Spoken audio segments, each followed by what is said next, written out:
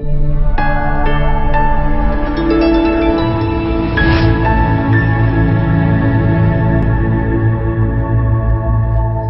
here to give you a slightly different presentation. I'm not going to talk about an initiative. I'm not going to talk about a project. I want to give you an idea. In particular, I want to give you the idea that you should stop calling technologies ethical or unethical. Now, that sounds pretty weird coming from someone who describes himself as a data ethicist. I realize that. I'm not about to just walk off the stage. But what I want to persuade you is that there's a much more pragmatic approach that we can take. If I was to describe this talk with a little spam advertisement at the bottom of a news page, it would be this one weird trick will help you make the consequences of your technologies intended. And this is what I want you to realize, is that ethics accrue to human systems and not to technologies.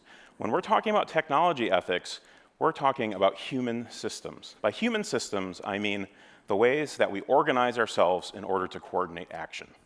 So that can be governments, that can be corporations, that can be nonprofits, that can be neighborhoods, schools, what have you, right? When we talk about ethical technology, we're really talking about the accountability we have to each other through human systems in order to ensure that our technologies have beneficial outcomes. Right? And that means that this technology is ethical is not a coherent claim. Right? Now, don't take, again, a weird thing for a philosopher to say, but don't take this philosophically. Right? I don't mean this globally. I mean this actually very pragmatically. And that is, we have ways of holding each other accountable that we don't have for holding technologies accountable. Right? That's why we need that cognitive switch. We need to change the way we talk about these issues. Right? We need to realize that what we're talking about in this kind of space is we're talking about how do we build the capacity to, as organizations, right, as human systems, how do we build the capacity to identify, track, mitigate, and improve consequences, right?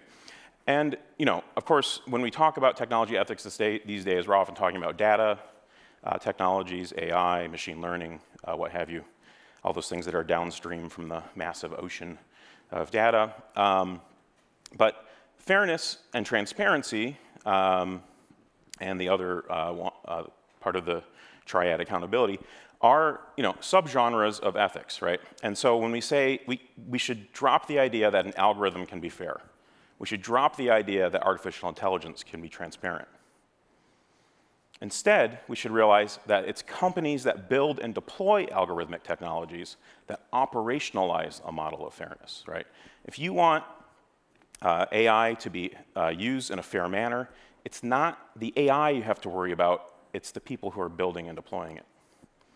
Similarly, governments that build and deploy algorithmic technologies do so in a transparent or non-transparent manner. If you're worried about transparency of algorithms, of algorithmic decision-making, it's the human systems that build and deploy these technologies that you should be worried about. Now, these are old problems, right? We have 3,000 years of written arguments about fairness. What's new about algorithmic technologies is that they amplify, speed up, and disrupt human systems. But although we've gotten very good at building such technologies, we're actually become increasingly unpracticed at building good human systems. Right?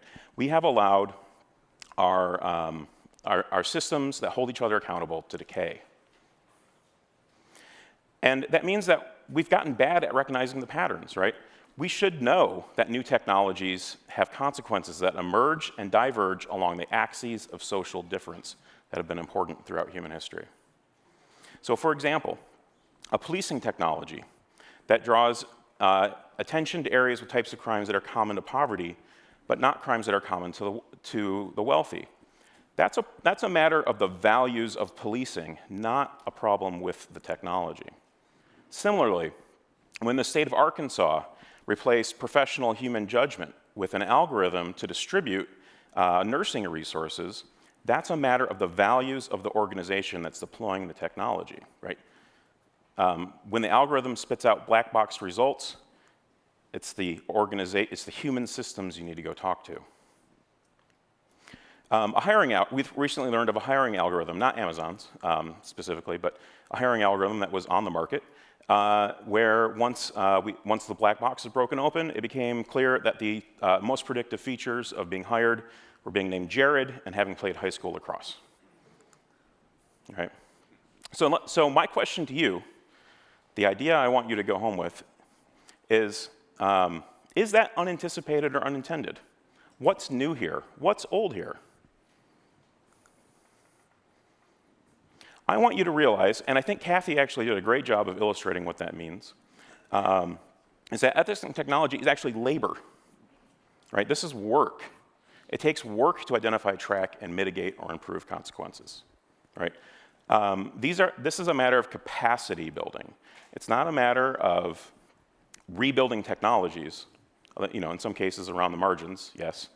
But really, this is about figuring out how we work together as organizations to improve consequences. Pretty much the same list that Kathy put up. We have a whole series of tools that have come online to help us realize this. Many companies have started using one or two of these, right? What we need to figure out is how do we make a coordinated effort to network these kinds of tools, to build the capacity both within individual companies and across the industry in order to make these mesh together, to work together, right? This is how we're going to make unintended consequences our intended consequences, right? Focus on your organization's capacity to make rigorous decisions informed by your values, and the rest will follow, right? That's a matter of work. It's not a matter of tweaking technologies. Thank you.